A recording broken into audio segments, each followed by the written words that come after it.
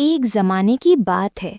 एक गरीब मगर नेक दिल लकड़हारा अपनी बीवी और बच्चों के साथ एक छोटे से गांव में रहता था। उसकी सबसे बड़ी बेटी निहायत खूबसूरत, नेक सीरत और फरमान बरदार थी। उसका नाम सोनिया था। एक दिन बरसात का मौसम था। बादल छाए हुए थे और हर तरफ अंधेरा छाया हुआ था। अचानक दरवाजे पर हल्की सी दस्तक हुई। बीवी ने चौंक कर कहा, लगता है कोई मुसाफिर तूफान में फंस गया है। दोनों मियाँ बीवी दरवाजे की तरफ गए और पूछा, कौन है? लेकिन कोई जवाब न मिला। जब दरवाज़ा खोला तो सामने एक सफ़ेद रीछ खड़ा था। लकड़हारा हैरत से बोला, इतनी अंधेरी और तूफानी रात में मैं तुम्हारी क्या मदद कर सकता हूँ? रीछ बोला, मैं अकेला हूँ और मुझे एक साथी की ज़रूरत है। तुम गरीब हो, तुम्हें पैसों की ज़रूरत है। अगर तुम अपनी सबसे छोटी बेटी सोनिया को मुझे दे दो तो मैं तुम्हें इतना मालो दौलत दूंगा कि तुम अपनी बाकी ज़िंदगी आसाइश से गुजार सकोगे। लकड़हारा सोच में पड़ गया, फिर बोला, तुम्हारी बात दुरुस्त है, मैं अपनी बेटी से पूछूंगा। अगर वो राज़ी हुई तो मैं भी मान लूंगा। अगले दिन लकड़हारे ने अपने सारे बच्चों को बुलाया और रीछ की शर्त बताई। ये सुनकर सब बच्चे रोने लगे, क्योंकि वो सोनिया से बहुत मोहब्बत करते थे। मगर सोनिया जितनी खूबसूरत थी उतनी ही बहादुर भी थी। उसने कहा, अगर मेरी कुर्बानी से मेरे माँ बाप और बहन भाई आराम की जिंदगी गुजार सकते हैं तो मैं ज़रूर जाऊंगी। रीछ ने लकड़हारे की घर को सोना चांदी से भर दिया और सोनिया को अपनी पुश्त पर बिठाकर जंगल की तरफ रवाना हो गया। वो चलता रहा, पहाड़ों और घाटियों से गुजरता रहा। आखिर एक ऊंची चट्टान के करीब पहुंचा और उस पर दस्तक दी। चट्टान में एक छोटा सा दरवाज़ा खुल गया। सोनिया हैरान रह गई। अंदर बादशाहों जैसा महल था। दीवारों पर सोने चांदी के पर्दे और कीमती फानूस और हर तरफ चमक दमक। रीछ ने कहा, ये सब तुम्हारा है सोनिया। वो एक खूबसूरत कमरे में गए जहां उनके लिए बेहतरीन खाना तैयार था। सोनिया ने जिंदगी में इतना लजीज खाना पहले कभी नहीं चखा था।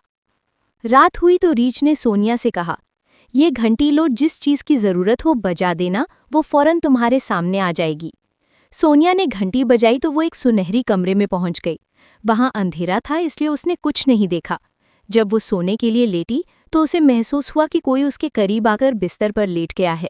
ये यकीनन वही सफ़ेद रीछ था, मगर अब उसके जिस्म पर रीछ की खाल नहीं थी, बल्कि वो कपड़ों में मलबूस था। अंधेरा इतना था कि सोनिया उसका चेहरा नहीं देख सकी। वक्त गुजरता गया। सोनिया को उस महल में हर आसाइश मुयस्सर थी, खूबसूरत कपड़े, लजीज खाने और शानो शौकत। मगर उसे अपने माँ बाप और बहन भाइयों की याद बहुत सताती थी। एक दिन रीछ ने कहा, सोनिया, अगर तुम चाहो तो अपने माँ बाप से मिल आओ, मगर वादा करो कि तुम अपनी माँ से अकेले में बात नहीं करोगी। सोनिया ने वादा किया और रीछ उसे घर ले गया। घर में अब खुशहाली थी।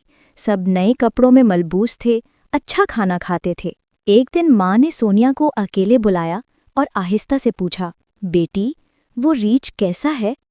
सोनिया ने कहा, माँ, वो बहुत अच्छा है, लेकिन मैंने कभी उसका चेहरा नहीं देखा, क्योंकि वो रात को आता है और सुबह से पहले चला जाता है। माँ ने कहा, बेटी, आज रात जब वो सो जाए तो एक मोमबत्ती जलाकर उसका चेहरा देख लेना, मगर ख्याल रहे कि वो जाग न जाए। सोनिया ने माँ की बात मान ली। जब रीछ उसे वापस ले गया तो उसने पूछा, तुमने माँ से तन्हाई में तो बात नहीं की ना? सोनिया ने झूठ बोला, नहीं, हरगिज़ नहीं। रात को जब सब सो गए, सोनिया ने आहिस्ता से मोमबत्ती जलाई और उसके सामने एक खूबसूरत शहजादा लेटा हुआ था। सोनिया की आंखें हैरत से खुल गईं, मगर अचानक मोमबत्ती का एक कतरा शहजादे के हाथ पर गिरा। शहजादा जाग गया। सोनिया, तुमने ये क्या किया? अगर तुम आज सब्र कर लेती तो मेरा जादू टूट जाता और मैं हमेशा के लिए इंसान बन जाता। सोनिया हैरान रह गई। शहजादा बोला, मेरी सौतेली माँ ने मुझ पर जादू किया है। दिन में मैं रीछ बन जाता हूँ और रात को इंसान। आज आखिरी रात थी। अगर तुमने मेरा चेहरा ना देखा होता तो जादू ख़त्म हो जाता। अब मुझे उस जादूगरनी के महल जाना होगा, जहाँ एक शहजादी रहती है जिसकी 3 लंबी नाकें हैं। सोनिया ने इल्तिजा की, मुझे भी साथ ले चलो। शहजादा बोला, नहीं, ये ख़तरनाक है, वो जादूगरनी तुम पर भी जादू कर देगी। सोनिया रो पड़ी। फिर मुझे बताओ कि मैं तुम्हें कहाँ तलाश करूं? शहजादे ने कहा, वो महल सूरज और चांद से भी बहुत दूर है, वहां तक जाने का कोई रास्ता नहीं। सोनिया की आंखों से आंसू बहने लगे। जब उसकी आंख खुली तो ना महल था न शहजादा, वो अकेली वीरान जंगल में थी। मगर सोनिया ने हिम्मत न हारी। उसने कहा, मैं ज़रूर शहजादे के महल तक जाऊंगी, चाहे वो सूरज से दूर हो या चांद से। वो चलती गई, गर्मी से पसीने में तर, प्यास से लब खुश्क, मगर कदम रुके नहीं। कुछ दूर जाकर उसे एक बूढ़ी चुड़ैल नजर आई, जो सोने के सेबों से खेल रही थी। सोनिया ने अदब से सलाम किया और कहा, माँ जी, क्या आप जानती हैं कि वो महल कहाँ है जो सूरज और चांद से बहुत दूर है, जहाँ वो शहजादी रहती है जिसकी 3 फीट लंबी नाक है? चुड़ैल ने आंखें तंग करके देखा और बोली, क्या तुम वही हो जो उस शहजादे की दुल्हन बनने वाली थी?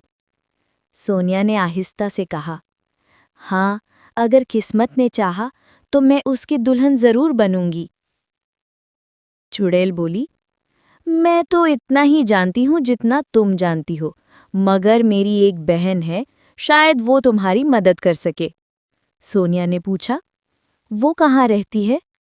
चुड़ैल ने इशारा किया, वो इस जंगल के पार एक पहाड़ी पर रहती है, वहां जाकर उससे मदद मांगना। चुड़ैल ने सोनिया से कहा, ये लो मेरा घोड़ा, ये तुम्हें मेरी बहन के पास ले जाएगा। जब वहां पहुंचो तो उससे कहना कि घोड़े को वापस मेरे पास भेज दे। फिर चुड़ैल ने सुनहरे सेब दिया और सोनिया को देते हुए बोली, ये तुम्हारे काम आएगा। सोनिया ने आजिज़ी से शुक्रिया अदा किया और घोड़े पर सवार हो गई। घोड़ा जैसे ही चला, रास्ते भर दूसरे घोड़ों से बातें करता रहा। कुछ ही देर बाद सोनिया ने एक और डरावनी बूढ़ी चुड़ैल को देखा, जो सुनहरी धुन की सरुई हुई थी। सोनिया ने मौत दबावा सलाम किया और कहा, माँ जी, क्या आप जानती हैं वो महल कहाँ है जो सूरज और चांद से बहुत दूर है, जहाँ 3 फीट लंबी नाक वाली शहजादी रहती है और मेरा शहजादा अपनी सौतेली माँ और लंबी नाकों वाली शहजादी के साथ कैद है? चुड़ैल ने घूर कर पूछा, क्या तुम उस शहजादे की दुल्हन बनना चाहती हो? सोनिया ने नरमी से कहा, जी हाँ, अगर वो मुझे मिल जाए तो मैं ज़रूर उसकी दुल्हन बनूंगी। बराहे करम मुझे उस महल का रास्ता बता दें। चुड़ैल ने कहा, मैं इतना ही जानती हूँ जितना तुम जानती हो, मगर मेरी एक बहन है, शायद वो तुम्हारी मदद कर सके। ये लो मेरा घोड़ा और ये धन की भी ले लो, तुम्हें इसकी ज़रूरत पड़ेगी। सोनिया ने शुक्रिया अदा किया और दूसरे घोड़े पर सवार हो गई। ये घोड़ा पहले घोड़े से भी ज्यादा तेज था। कुछ फासले पर एक तीसरी चुड़ैल बैठी थी। वो अपने सोने का चरखा काट रही थी। सोनिया ने सलाम किया और वही सवाल दोहराया। चुड़ैल हंस पड़ी और बोली, क्या तुम वाकई उस शहजादे की दुल्हन बनना चाहती हो? सोनिया ने जवाब दिया, जी हाँ, अगर वो मुझे मिल जाए तो ज़रूर। बस मुझे उस महल तक जाने का रास्ता बता दें।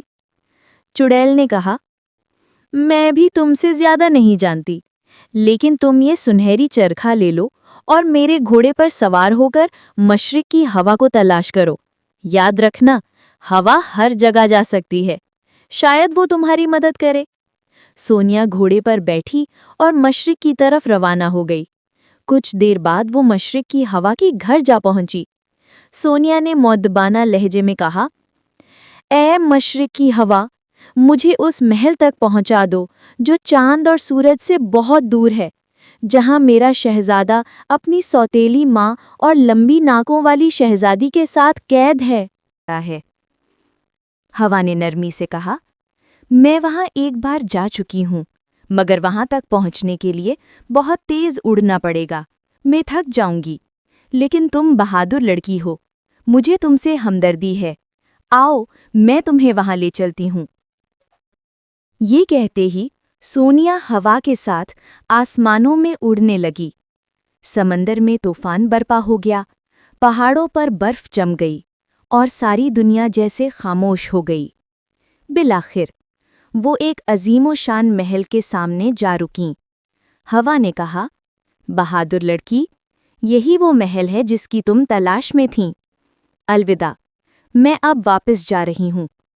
सोनिया ने शुक्रिया अदा किया और महल की दीवार के साए में जाकर बैठ गई। अगली सुबह सोनिया महल की दीवार के नीचे बैठी थी।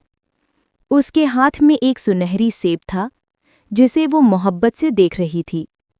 इतने में महल की एक खिड़की खुली और वहां से एक शहजादी झांककर नीचे देखने लगी, जिसकी नाक 3 फुट लंबी थी। शहजादी ने तंजिया लहजे में कहा, ए लड़की, ये सेब तुम किस तरह बेचती हो? सोनिया ने नरमी से जवाब दिया, न सोना, न चांदी, न हीरा। अगर तुम मुझे आज रात शहजादे के कमरे में रहने दो तो ये सेब तुम्हारा हो जाएगा। लंबी नाक वाली शहजादी फौरन राजी हो गई। उसने सेब ले लिया और रात को सोनिया को शहजादे के कमरे में ले आई। शहजादा गहरी नींद में सो रहा था, बेखबर बेखबर। सोनिया ने कई बार उसे जगाने की कोशिश की, मगर वो पूरी रात नहीं जागा। सोनिया सारी रात रोती रही। सुबह होते ही उसे कमरे से निकाल दिया गया। अगली सुबह सोनिया फिर महल की दीवार के नीचे बैठी थी और एक सुनहरी धुनकी देख रही थी। खिड़की से शहजादी ने फिर झांककर पूछा, लड़की, ये सेब कितने का बेचती हो? सोनिया ने वही जवाब दिया, न सोना, न चांदी, न हीरा। अगर तुम मुझे आज रात शहजादे के कमरे में रहने दो तो ये धुनकी तुम्हारी है। शहजादी फिर फौरन राजी हो गई। उसने वो धुनकी ले ली और रात को सोनिया को फिर शहजादे के कमरे में ले आई। मगर अफसोस, शहजादा आज भी गहरी नींद में था। सोनिया ने सारी रात उसे जगाने की कोशिश की, मगर वो नहीं जागा। सुबह होते ही सोनिया को फिर कमरे से बाहर निकाल दिया गया। तीसरी सुबह सोनिया कांपती हुई, थकी मांदी महल की दीवार के नीचे बैठी थी। उसके हाथ में सुनहरी चरखा था। हस्बे मामूल लंबी नाक वाली शहजादी ने खिड़की से झांककर पूछा, ए लड़की, ये चरखा कितने में दोगी? सोनिया ने आहिस्ता से कहा, न सोना, न चांदी, बस मुझे आज रात शहजादे के कमरे में एक रात गुजारने दो, फिर ये चरखा तुम्हारा है। शहजादी ने जल्दी से चरखा ले लिया और सोनिया को रात को महल में ले गई। लेकिन उस दिन एक महल नौकर ने ये सब कुछ सुन लिया था। सुबह जब शहजादा बेदार हुआ, नौकरनी ने जाकर कहा, मेरे आका, कल रात एक खूबसूरत लड़की आपके कमरे में बैठी रोती रही और आप बेखबर सोते रहे। असल बात यह है कि लंबी नाक वाली शहजादी हर रात आपकी शरबत में नींद की दवा मिला देती है ताकि आप कुछ ना जान सकें। ये सुनकर शहजादा चौंक उठा। उसे यकीन हो गया कि ये लड़की वही है जो उसे ढूंढते हुए यहाँ तक आई है। शहजादा खुशी से भर गया। इसी रात जब शहजादी ने फिर से शरबत का ग्लास लाकर दिया, शहजादे ने चुपके से शरबत जमीन पर उंडेल दिया और बहाना करके लेट गया। जब शहजादी को यकीन हो गया कि वो सो चुका है, तो उसने इत्मीनान से दरवाज़ा खोला और सोनिया को अंदर आने दिया। जैसे ही सोनिया ने कमरे का दरवाज़ा बंद किया, शहजादे ने आंखें खोल दीं। उसके चेहरे पर खुशी छा गई। वो हैरान रह गया कि सोनिया इतना लंबा और ख़तरनाक सफ़र तय करके आखिरकार उसे तलाश करते हुए महल तक पहुंच गई है। सोनिया ने अपने सफ़र की सारी दास्तान सुनाई। चुड़ैलों के घोड़े, सोने के सिक्के और मशरकी हवा की मदद से आसमानों की परवाज़ तक सब कुछ। शहजादा उसकी हौसलामंदी और वफ़ादारी पर हैरान हो गया। उसने कहा, सोनिया, तुमने जो सफ़र किया है वो किसी आम इंसान के बस की बात नहीं थी। तुम मेरे दिल की सच्ची मलका हो। मगर सोनिया थोड़ी उदास हो गई। उसे याद आया कि शहजादे की शादी तो लंबी नाक वाली शहजादी से तय हो चुकी है।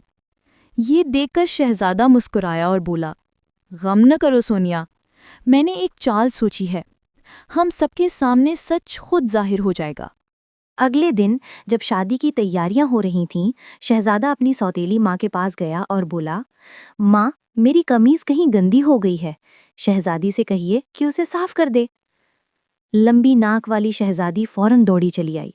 उसने कमीज पकड़ी और पानी के टब में डाल दी। मगर जैसे ही उसने धोना शुरू किया, पानी छलक पड़ा और कमीज पहले से भी ज्यादा गंदी हो गई। शहजादा गुस्से से बोला, क्या यही मेरी होने वाली मलका है जो एक कमीज तक साफ नहीं कर सकती? इसी लम्हे दरवाज़ा खुला और सोनिया अंदर दाखिल हुई। वो खामोशी से आगे बढ़ी, कमीज को पानी में धोया, फिर नरमी से निचोड़कर खुश्क किया। चंद ही लम्हों में कमीज बिल्कुल साफ, सफ़ेद और खुशबूदार हो गई। शहजादे ने सबके सामने कहा, यही है वो लड़की जिसने मुझे तलाश करने के लिए पहाड़ों, जंगलों और तूफानों का सामना किया। यही मेरी हकीकी दुल्हन है। सब हैरान रह गए। सौतेली माँ और लंबी नाक वाली शहजादी के मकरूह चेहरे से निकाब उतर गया। उनकी चालाकियां सबके सामने आ गईं। शहजादे ने हुक्म दिया कि उन दोनों को उनके बुरे आमाल की सजा दी जाए और उन्हें कैद खाने में डाल दिया गया। इसके बाद पूरे महल में खुशी की गूंज फैल गई। शहजादे और सोनिया की शानदार शादी हुई। चरागां हुआ, तबल बजे और फिजा में मुस्कुराहटें बिखर गईं। शहजादा और सोनिया हमेशा के लिए खुश व खर्रम रहने लगे और सब लोग उनकी मोहब्बत और वफादारी की कहानी नस्ल दर नस्ल सुनाने लगे।